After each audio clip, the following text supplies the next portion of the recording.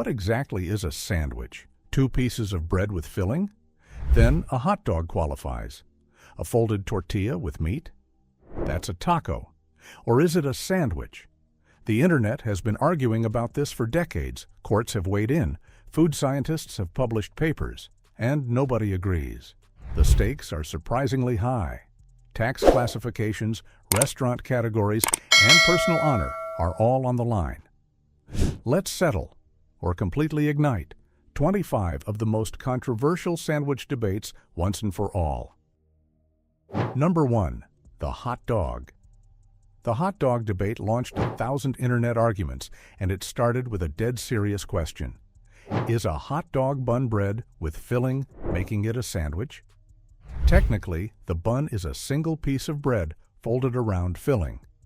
The meat sits inside a bread vessel with a hinge at the bottom. By strict definition, filling between bread, it qualifies.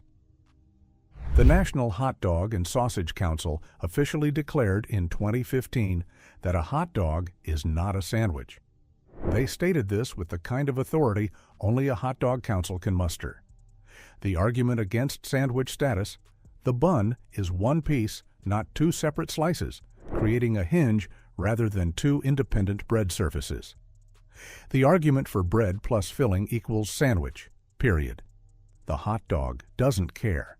It sits in its bun, dressed with mustard and relish, tasting exactly the same, regardless of classification. Verdict: depends entirely on your definition of bread configuration. Number 2. The taco.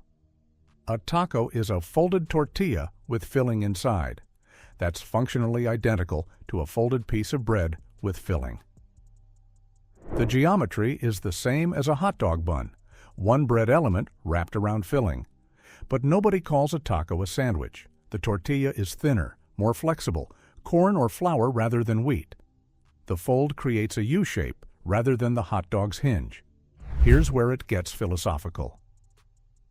If a taco is a sandwich, then every wrapped food culture throughout history invented sandwiches independently. Ethiopian injera with what? Sandwich. French crepe with filling? Sandwich. The taco argument breaks the definition so wide open that sandwich becomes meaningless. The counter-argument: bread type matters. Tortillas have different cultural and culinary DNA than bread. Verdict: the taco is emphatically not a sandwich. It is a taco. Calling it a sandwich is the food equivalent of calling a guitar a violin, because they both have strings. Number 3. The burrito. The burrito escalates the taco debate significantly. A burrito is a flour tortilla fully wrapped around filling, both ends closed. The filling is entirely enclosed in bread. By the most basic definition, food enclosed in bread, a burrito is technically a sandwich. In 2006, a Massachusetts judge actually ruled on this. A Panera Bread franchise sued a shopping mall claiming a burrito restaurant violated their exclusive sandwich contract. Judge Jeffrey Locke ruled that a burrito is not a sandwich because a sandwich requires 2 separate pieces of bread. The burrito uses one tortilla, fully enclosing the filling. The legal sandwich definition was born. But food scientists push back. The enclosure principle makes a calzone a sandwich, which makes pizza a sandwich, which breaks everything. Verdict: legally not a sandwich. Culinarily its own category. The Massachusetts ruling stands, though the burrito remains unbothered. Number 4. The Pop-Tart. The Pop-Tart debate is where sandwich theory gets genuinely unhinged, and we are here for it. A Pop-Tart is 2 pieces of pastry with filling between them, sealed at the edges. That's structurally identical to a sandwich, 2 bread-like layers with filling inside. The filling is sweet, but so is a PB&J. The pastry is flaky, but so is a croissant sandwich. By strict structural definition, a Pop-Tart is a sealed sandwich. The counter-argument: pastry is not bread. The Pop-Tart is a dessert item, not a bread item, so the bread requirement disqualifies it. But who decides what counts as bread? Brioche is basically cake, Banana bread is definitely cake. The line between bread and pastry is blurrier than anyone wants to admit. Verdict: structurally a sandwich, spiritually a breakfast pastry. Never call a Pop-Tart a sandwich to someone's face unless you want an argument that lasts the rest of the evening. Number 5. The calzone. A calzone is folded pizza dough sealed around cheese, meat, and sauce. It is fully enclosed bread with filling inside. If that's not a sandwich, what is it? The pizza industry says calzone. The sandwich purists say sealed hot sandwich. The calzone sits in the exact same structural category as a sealed pie, bread surrounding filling. Here's the recursive nightmare. If a calzone is a sandwich, then pizza itself becomes an open-faced sandwich, making the entire pizza industry a subcategory of sandwich making. Pizza places nationwide would owe their identity to sandwich culture. Nobody wants this.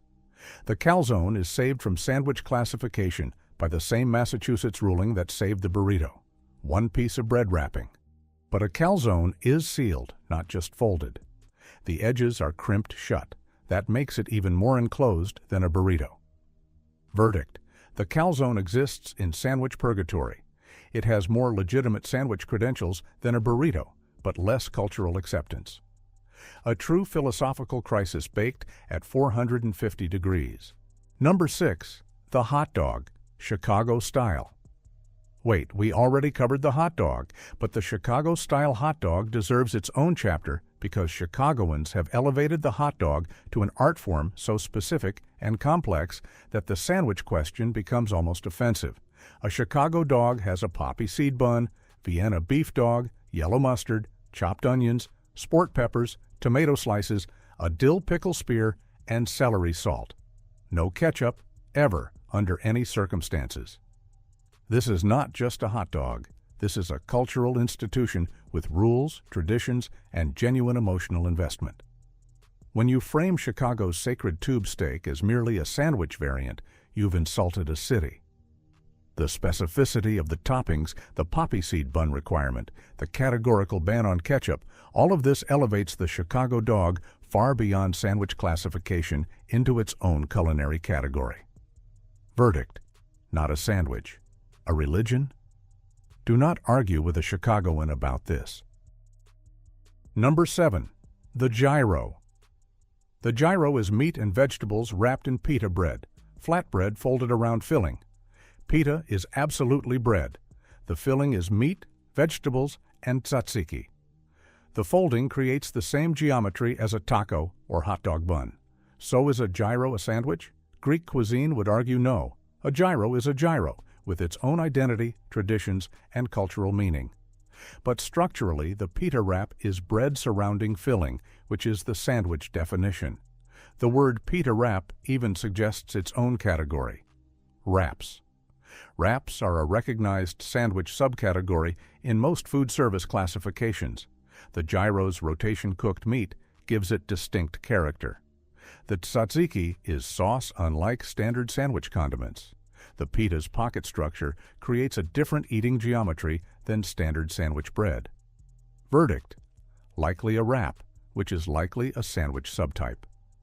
But calling a gyro a sandwich in Greece would generate the same energy as calling a hot dog a sandwich in Chicago. Number 8. The open-faced sandwich. The open-faced sandwich commits the original sandwich sin. It removes one piece of bread entirely. The Earl of Sandwich specifically wanted 2 pieces of bread so he could hold his food with one hand.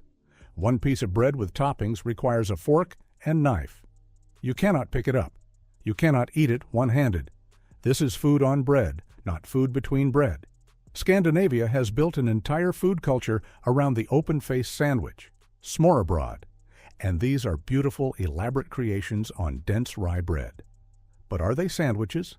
The word sandwich implies enclosure, covering, protection from the outside world. An open-faced sandwich is exposed, vulnerable, missing its fundamental purpose. Delicious, certainly, but technically a fancy piece of toast with things on it. Verdict: not a sandwich. A tartine, a smørrebrød, an open-faced creation. The open-faced sandwich is a sandwich that gave up halfway through and chose garnish instead. Number 9. The wrap. The wrap occupies the most uncomfortable middle ground in sandwich taxonomy. A large flour tortilla rolled tightly around fillings with everything tucked in. The tortilla is bread adjacent. The rolling creates a fully enclosed food cylinder. The fillings are sandwich fillings. The wrap emerged in American casual dining in the 1990s as a lighter, trendier alternative to sandwiches. Most food service companies classify wraps as a sandwich subcategory. The FDA's sandwich definition includes wraps. Insurance classifications, school lunch programs, and restaurant menus all treat wraps as sandwiches. But the cultural resistance is real. Ordering a wrap and saying you're having a sandwich feels wrong in some indefinable way. The tortilla's texture is different from bread. The rolling technique differs from stacking.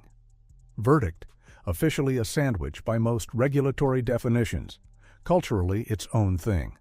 The wrap is the sandwich world's adopted child, fully legitimate, slightly different, sensitive about the distinction. Number 10. The ice cream sandwich. An ice cream sandwich is ice cream between two flat cookie or wafer pieces. It has sandwich in the name. The filling is between two bread-like layers. The name was given by pushcart vendors in the late 1800s who sold ice cream between two thin wafers or cookies. The question: are cookies bread? They're baked goods. They're flour-based. They're structurally similar. If banana bread counts as bread, cookies have a case. The counter-argument: cookies are dessert, not bread. The ice cream sandwich is a confection, not a sandwich. But the name is baked in. Literally, this thing is called a sandwich, has been for over a century. Ice cream sandwiches have generated legitimate academic food science discussion. Nobody changes what they're called based on the outcome. The ice cream doesn't care. Verdict: it's called a sandwich, so it's a sandwich. Nominative determinism wins. If you name something a sandwich, it becomes one. Number 11. The sushi roll. A sushi roll is fish and vegetables wrapped in rice and seaweed. Seaweed is not bread.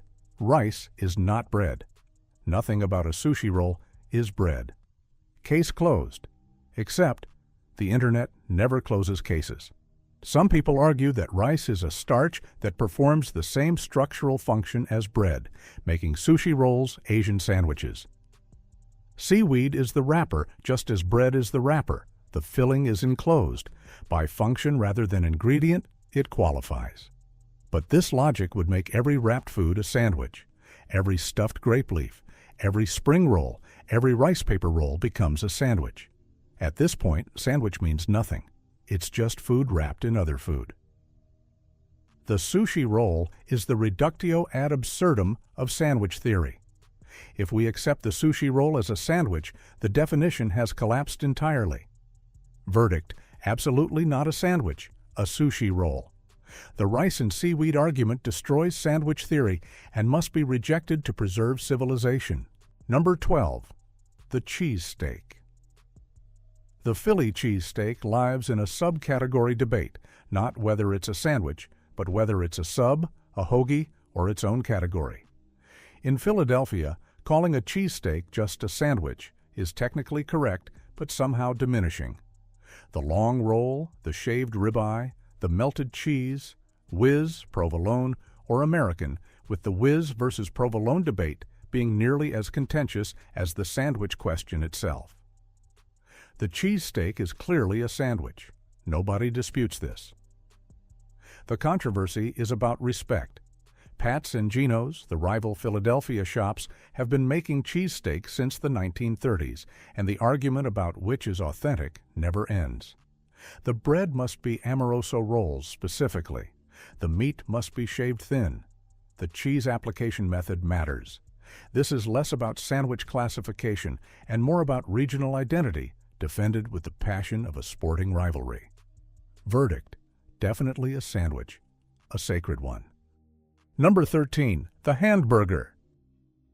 Here's where it gets technically uncomfortable for burger lovers. A hamburger is a meat patty between two round pieces of bread. By every strict definition, a hamburger is a sandwich. The bun is two separate pieces of bread. The filling is between them. This is the most sandwich-like object outside of actual sandwiches. And yet, nobody calls a hamburger a sandwich. Ask for a sandwich at a burger restaurant and you'll get a chicken sandwich, not a hamburger. The hamburger has so thoroughly defined its own category that its sandwich credentials are ignored. Some food taxonomists categorize burgers as a sandwich subtype called burger sandwiches. Others argue the round bun, the specific beef patty, and the cultural separation create a distinct category. Restaurants list sandwiches and burgers separately. Verdict: technically a sandwich, culturally its own category. The hamburger is so successful it transcended its own classification, which is a power move most foods never achieve. Number 14. The Lobster Roll. The Lobster Roll uses a hot dog bun, split-top style, filled with lobster meat in butter or mayo.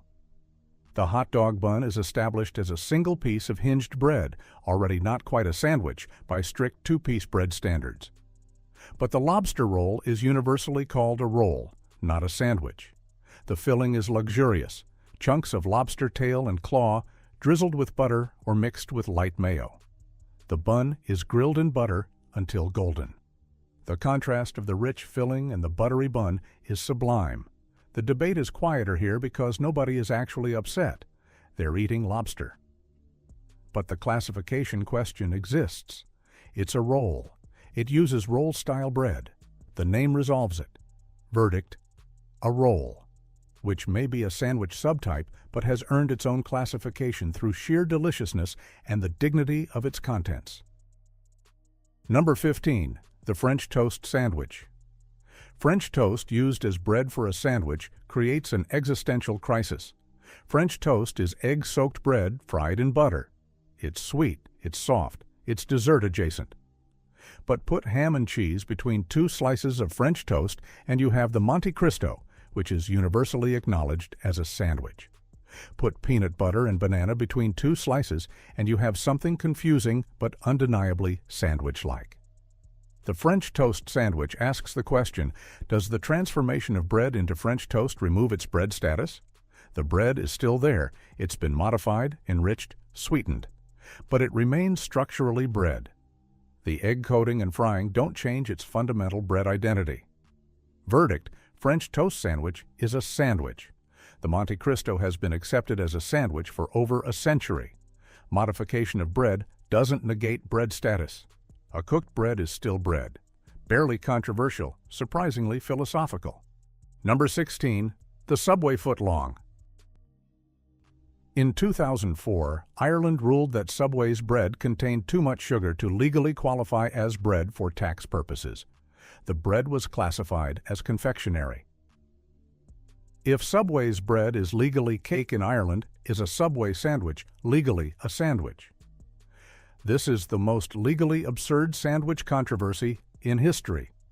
Subway contested the ruling, arguing their bread was bread, regardless of sugar content. The Irish courts disagreed. In Ireland, a Subway sandwich is a sandwich made with bread that isn't legally bread. The tax implications were significant. Bread is zero-rated for tax, confectionery is taxed.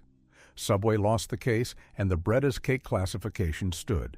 The sandwich itself was not reclassified, only the bread's tax status.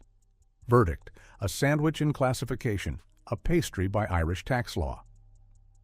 The Subway footlong exists in legal limbo, which is somehow fitting for a chain that also famously had footlong subs measuring 11 inches. Number 17. The Pita Pocket. A Pita Pocket is a round flatbread that puffs during baking, creating an interior pocket. You stuff filling inside. The bread fully encloses the filling on all sides except the opening. This is structurally more enclosed than a traditional sandwich, which is open on three sides. The Pita Pocket is essentially a bread envelope. Middle Eastern cuisine has used pita pockets for centuries. The opening at the top means you reach inside to get filling rather than having it presented between two surfaces. It's intimate bread. You're going inside it. By the Massachusetts court's definition, a Pita Pocket fails the two separate pieces test. By the enclosure principle, it exceeds standard sandwich requirements. By cultural classification, it's a pita, its own ancient food category predating the Earl of Sandwich by thousands of years. Verdict: not a sandwich. A Pita Pocket, which existed long before sandwiches were named, doesn't need sandwich validation. Number 18. Quesadilla.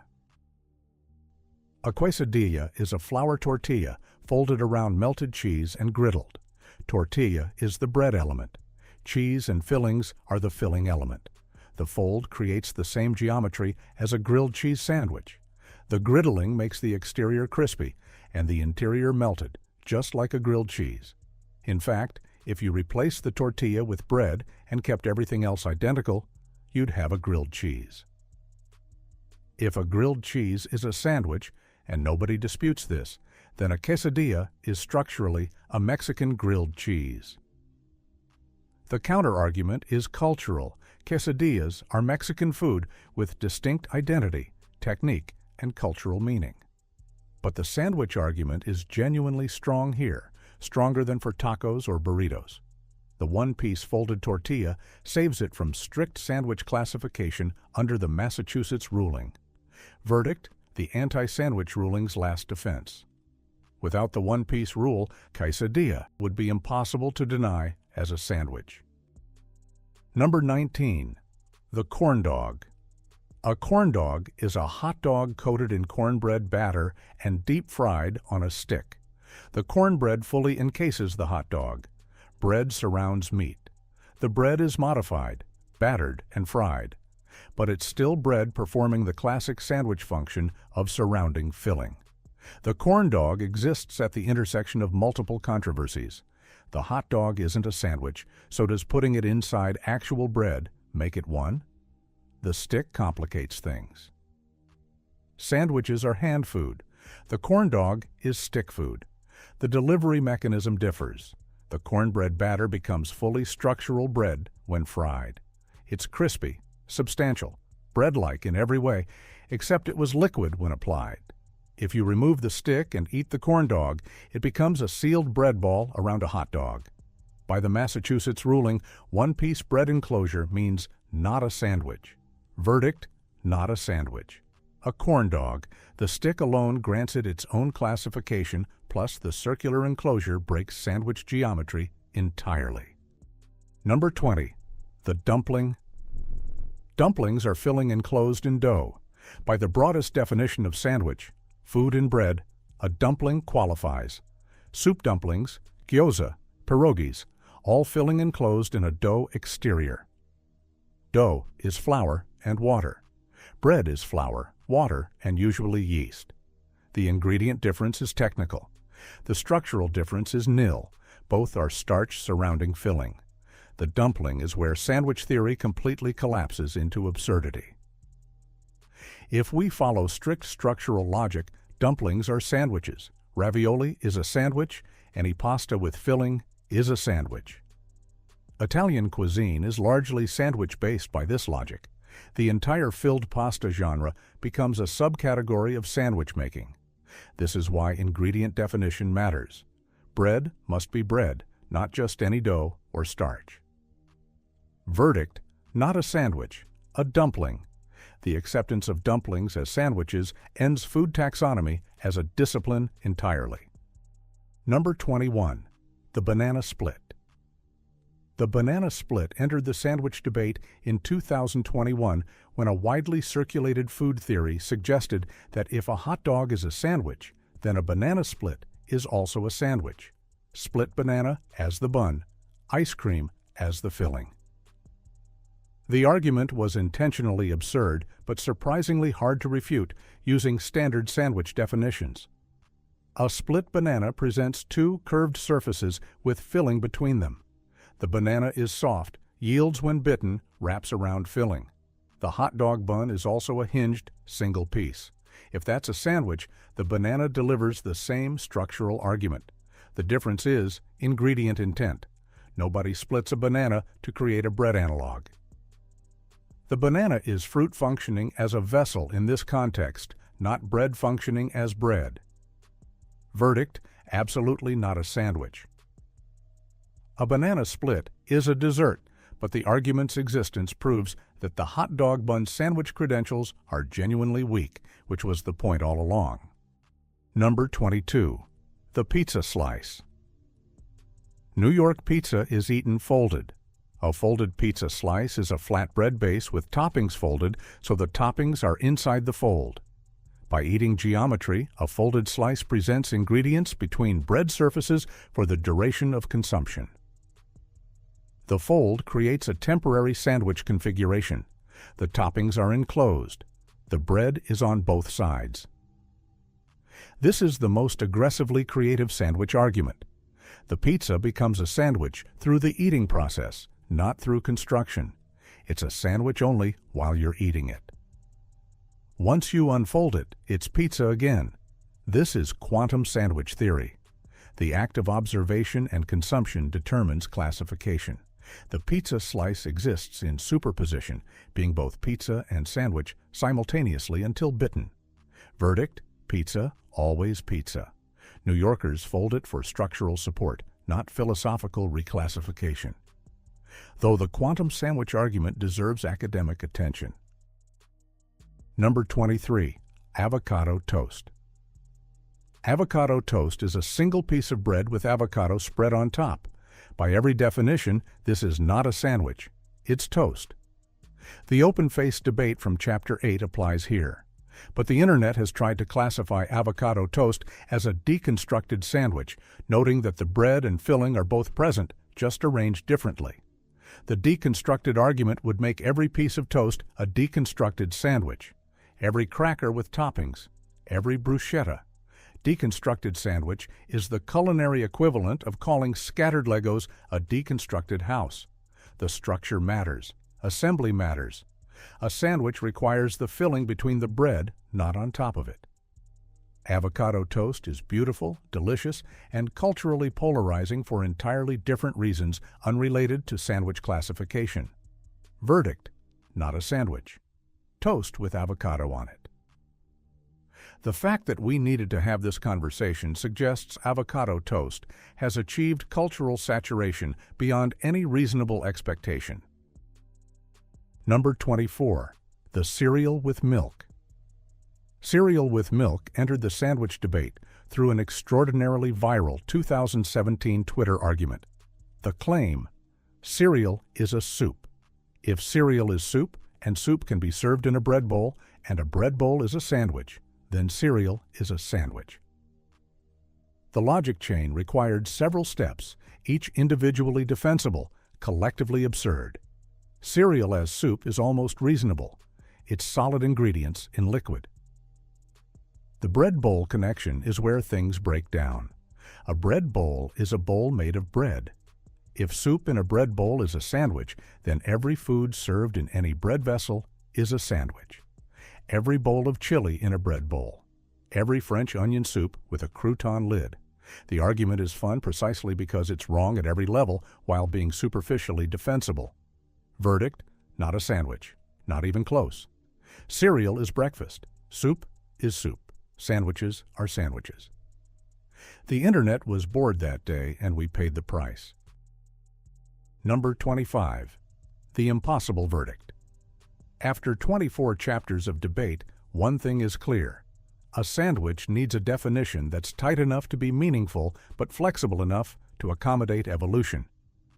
The most defensible definition: a sandwich requires two or more separate pieces of bread or bread-like substances with filling between them, designed to be eaten by hand. This definition correctly includes the club, the BLT, the grilled cheese, the hamburger, the cheesesteak, the ice cream sandwich by name rights, and the wrap by regulatory classification. It correctly excludes the taco, the burrito, the quesadilla, the hot dog, the calzone, the dumpling, the Pita Pocket, the Sushi Roll, the Corndog, the Gyro, and Avocado Toast. It places some items in permanent debate: the open-faced sandwich, the Subway Footlong in Ireland, and anything you fold while eating. The universe will never agree. Courts will keep ruling. The National Hot Dog Council will keep issuing proclamations. And we will keep arguing, which is honestly the best possible outcome. From the original Earl of Sandwich to the cereal soup argument, the sandwich debate reveals something important. We care deeply about food categories. These aren't just academic arguments.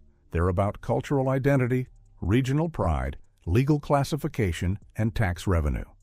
A hot dog is a hot dog because Chicago says so. A burrito is a burrito because Massachusetts court said so. A taco is a taco because it's sacred. The real answer is this: if you have to ask whether it's a sandwich, it probably isn't. But if someone tells you your hot dog is a sandwich, you're allowed to be deeply personally offended. That much is clear.